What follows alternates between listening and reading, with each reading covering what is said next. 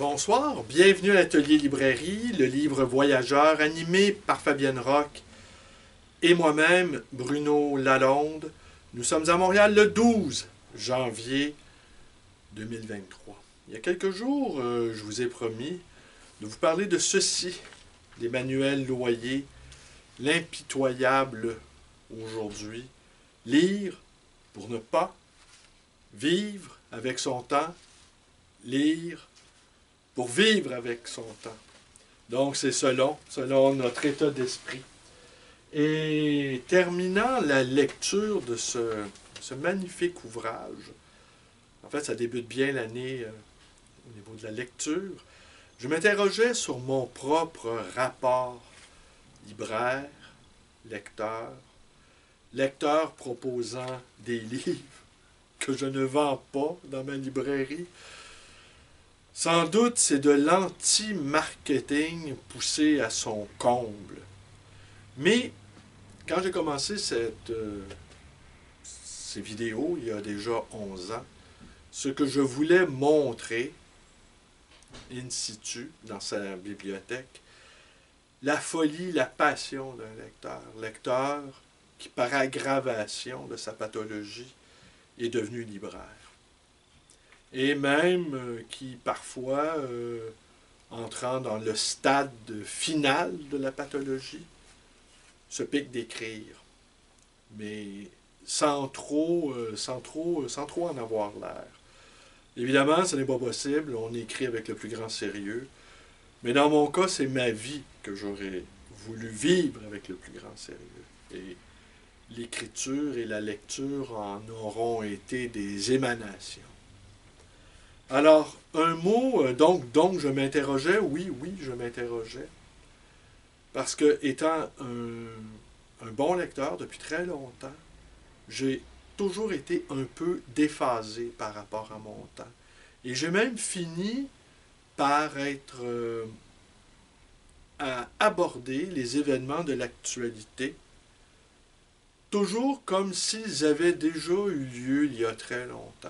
Alors, tous les débats de société, généralement assez insignifiants, qui agitent la sphère médiatique, je me demande toujours qu'est-ce que j'en aurais pensé dans un an. Une fois que la rumeur, le brouhaha, se sera évaporé, atténué, ou enfin, que ça appartiendra à l'histoire ancienne, dirions-nous. Et en fait, je vois toujours les événements actuelle comme déjà de l'histoire ancienne, ou de l'histoire déjà vue, sans arrêt, recyclée. Mais les livres nous permettent, en nous faisant entrer dans le temps long, le temps atemporel, le temps immémorial même, lorsqu'on se penche sur des textes écrits, retranscrits, dans l'Antiquité, ou même des textes plus récents du 18e siècle, des textes frais du 17e siècle, Montaigne, notre contemporain. Alors, on finit par avoir une sorte de désinvolture par rapport au temps.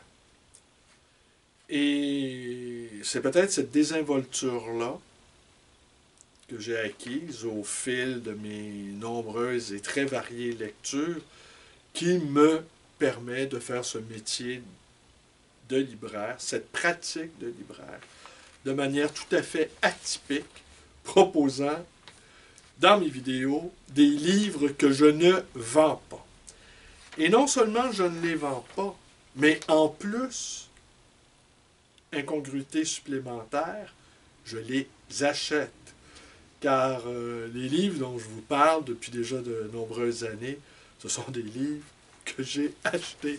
Alors, ce ne sont pas des services de presse, je ne suis pas un influenceur, on ne me paie pas pour donner mon avis ou pour vendre des produits. En fait, je ne compte pas ma peine pour offrir le spectacle d'un lecteur en mouvement. Et c'est ma manière à moi d'être ce que j'appelle un mainteneur. Et je vous invite à vous maintenir dans cet état de recevoir des textes. Lecteurs, lectrices, maintenez-vous. Alors oui, un mot sur Emmanuel Loyer. J'ai mentionné quelle était la biographe, une biographie très importante de Claude Lévi-Strauss. Elle est prof des universités à Sciences Po Paris, a publié beaucoup de publications en co-écriture avec,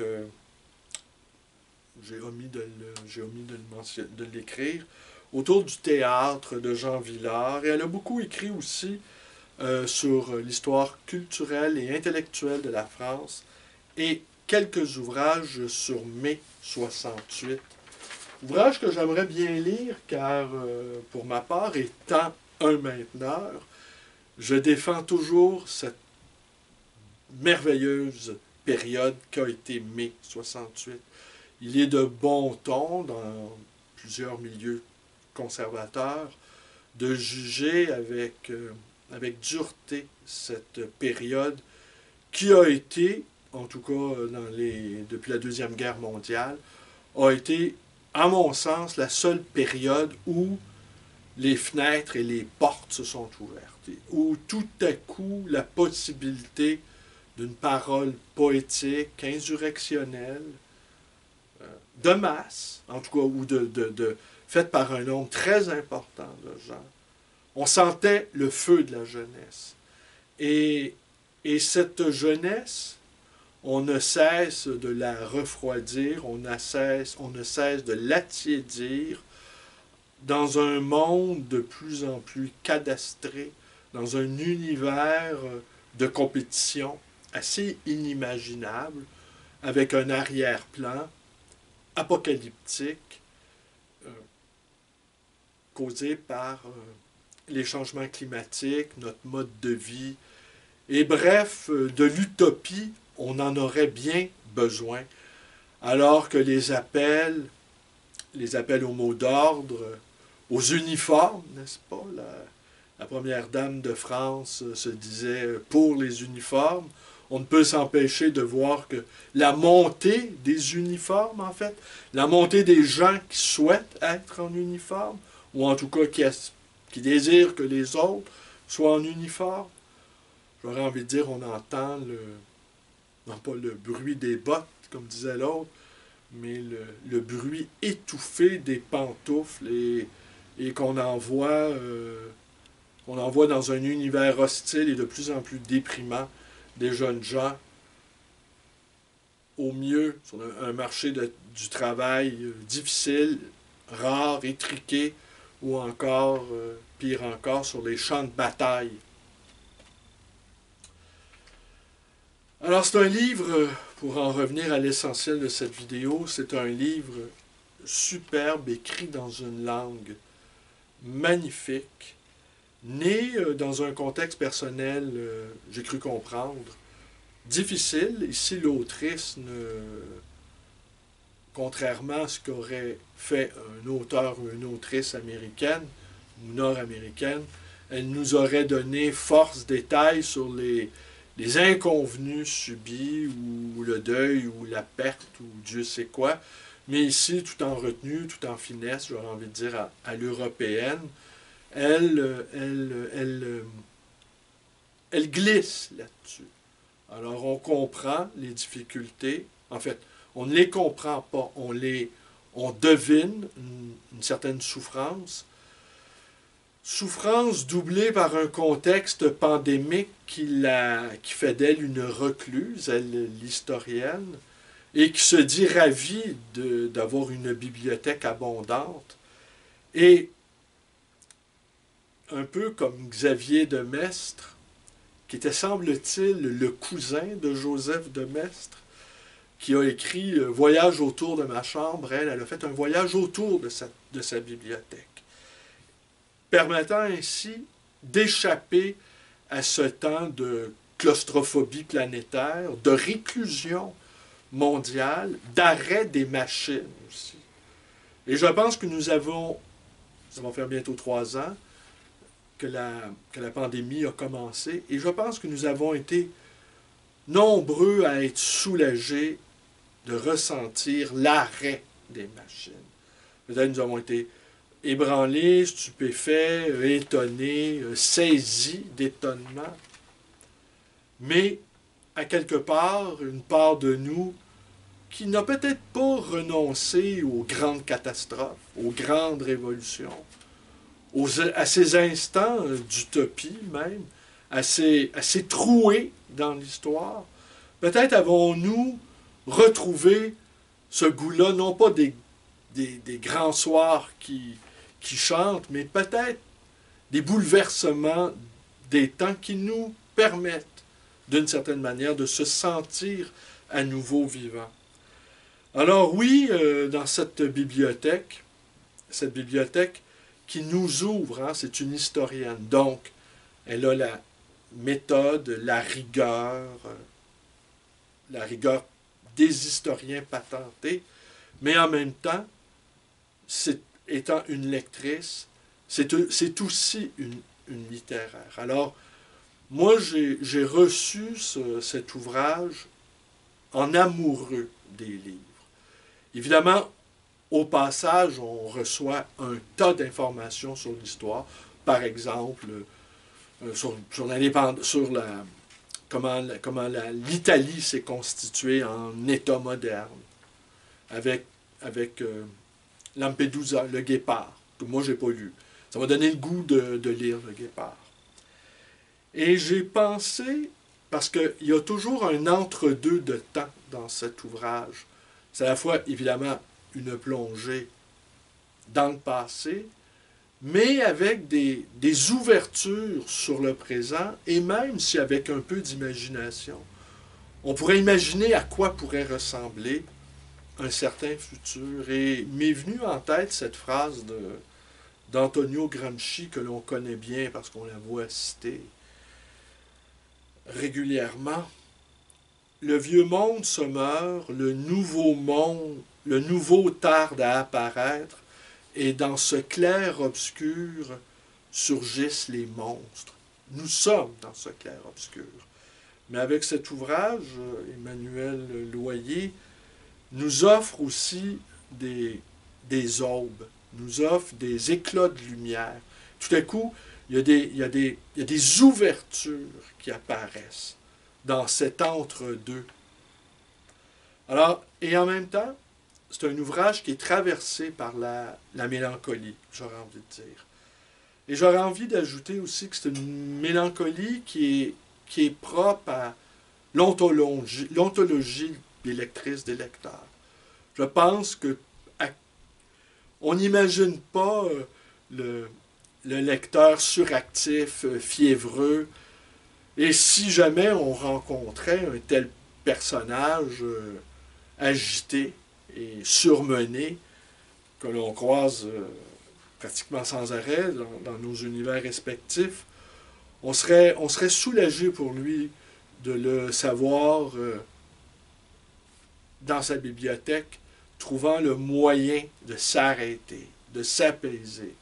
Tandis que nous, qui sommes des lecteurs, des lectrices aguerris, et même constitués par nos lectures, ce qu'il nous coûte, c'est de faire des efforts.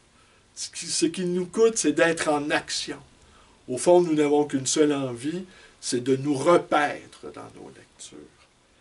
Alors, c'est une bibliothèque qui revisite aussi le siècle.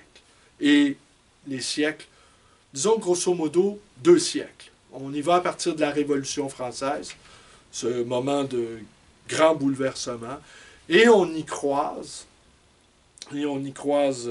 Tchekhov, Lampedusa, George Sand, Pasolini, hein, de là la petite citation, Carlo Levi, Lévi-Strauss, Marx qui revient, Marx, supposant l'idée de la révolution n'est peut-être pas si loin, ou en tout cas n'est pas une chose vaine qu'on se doit de ne pas espérer. Stendhal. Stendhal, et même ce qu'elle nous dit sur Stendhal, c'est assez extraordinaire, au fond, qu'il était un farouche républicain, mais qu'il conservait par-devers lui la nostalgie du faste de l'Ancien Régime, les salons scintillants, les conversations brillantes, le temps long, les langueurs, et tout à coup, l'organisation de la Révolution avec ses règles, avec ses mots d'ordre, avec ses lourdeurs aussi. Alors, à la fois, il était écartelé, Stendhal, entre le monde ancien et ce monde neuf qui mettait tout en place pour assurer sa pérennité. Et j'aurais envie de dire aussi que l'ambiguïté, les paradoxes sont au cœur aussi de cet ouvrage, car historienne, elle est toujours à gué entre deux mondes. Et ça, on le ressent, pas ce schisme, mais ce hiatus entre l'ancien et le nouveau. Et le nouveau qui est à l'œuvre, c'est nous le nouveau. C'est nous, lecteurs, lectrices, qui réactualisons sans cesse l'ancien pour lui donner un sens neuf. L'ouvrage est divisé en 20 chapitres, comme autant de périodes historiques, avec une portée d'écrivains qui apparaissent. Je vous en ai nommé quelques-uns.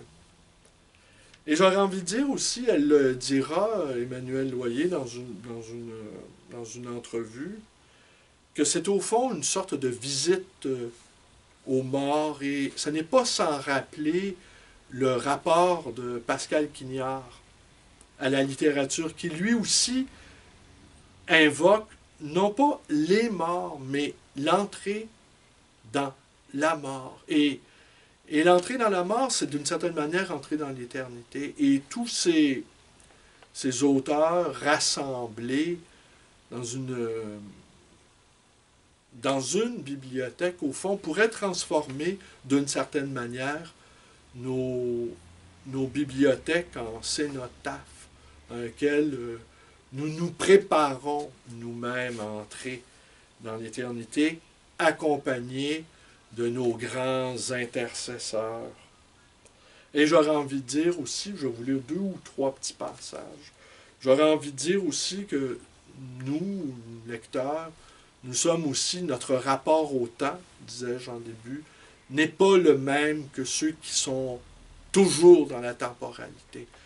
Et soit nous sommes à côté du temps, ou soit encore, et ce serait vraiment une très haute ambition que celle-là, nous pourrions être également des freineurs de temps, des décélérateurs de temps, des décélératrices de temps. Vaille que vaille, nous voulons retenir et maintenir quelque chose que l'on juge essentiel. La beauté, la signification, l'honnêteté, l'intensité. Toutes ces choses qui ont tendance à subir la dépravation, l'entropie, l'affaiblissement, étant donné que nous voulons tellement être tous des êtres raisonnables. Dans cet impitoyable aujourd'hui,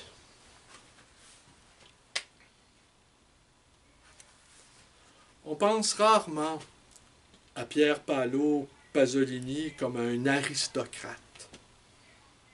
Né en 1922, il est le cadet de 25 ans de Lampedusa, qui naquit en 1896. Mais il n'en est pas moins son contemporain, si l'on veut bien considérer que tous deux enregistrent en même temps, et chacun à leur manière, le processus commun d'une histoire commune, celle des vaincus de la Révolution bourgeoise. Celle-ci a commencé avec le Risorgimento. Merde. Et la formation du royaume italien unifié pour se terminer un siècle plus tard avec l'imposition d'une société de consommation et l'idéologie du bien-être. Chez le poète et cinéaste marxiste, chrétien compliqué, homosexuel du Frioul, comme chez l'aristocrate d'une Sicile au catholicisme baroque, se rencontre le même geste d'écriture. L'un raconte au passé la fin des guépards de l'aristocratie, l'autre raconte et dénonce au présent la disparition rapide des modes de vie de l'Italie populaire. Un peu le thème de la vidéo d'hier avec Moser, avec Lida Moser. Décidément. C'est fermé. Ouais. Vous avez compris le coup de téléphone. Ici, on essayait de me joindre. Aïe, aïe, aïe, aïe, aïe. Pourtant, la librairie est déjà fermée déjà depuis quelques heures. Le présent est tenace. Hein? Le présent nous agrippe. Coup de téléphone. Porte. Ah oui. La disparition, oui, voilà. Par les mille miroitements de leurs pensées critiques sur leur temps, tous deux réfléchissent l'engloutissement de deux manières d'habiter le monde, emportés par un rationalisme moderne, démocratique et capitaliste, qui, de 1860 à 1960, a nettoyé le terrain et effacé certaines cases de la carte des possibles de l'existence.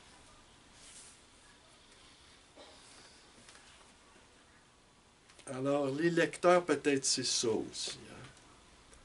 D'une certaine manière, par nos manières de lire, par nos manières de ne pas être interrompus par le téléphone ou par des visites nocturnes, résistons à une sorte d'effervescence des temps, une sorte d'étourderie des temps, aurais-je envie de dire.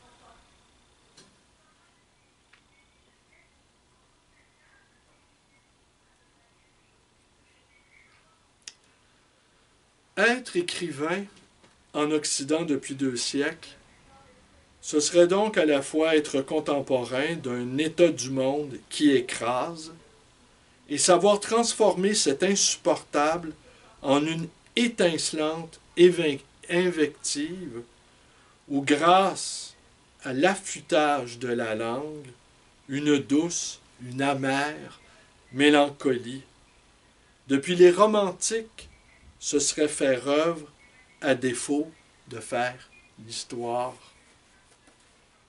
Un dernier passage.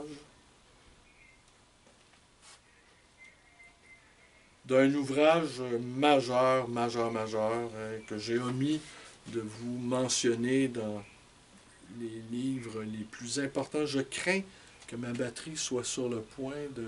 Alors, je vais y aller en vitesse. Est-ce que j'ai le temps? On va voir. Non, j'aurai pas le temps.